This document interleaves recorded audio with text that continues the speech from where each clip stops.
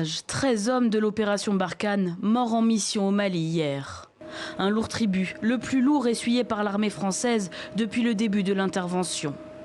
4500 militaires français couvrent la zone, mais au Sahel, le terrorisme est en pleine expansion. Alors, pour lutter contre, Paris attend un soutien de ses alliés européens. Une solution évoquée au début du mois par la ministre française des Armées en visite à Bamako. Il y a des conditions de succès et c'est sur ces conditions de succès que nous avons eu un échange approfondi avec le président Keïta, car c'est le moment de réunir, de mettre toutes les chances de notre côté pour gagner ce combat. Et pour gagner ce combat, des forces spéciales devraient être mises à disposition par des pays européens en 2020. Une unité nommée Takuba.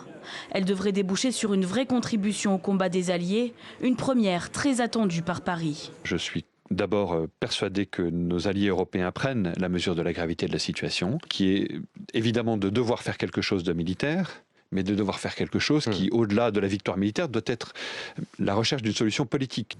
Mais en attendant, outre Barkhane, la coopération régionale du G5 Sahel, créée il y a 2 ans, peine à se déployer efficacement sur le terrain.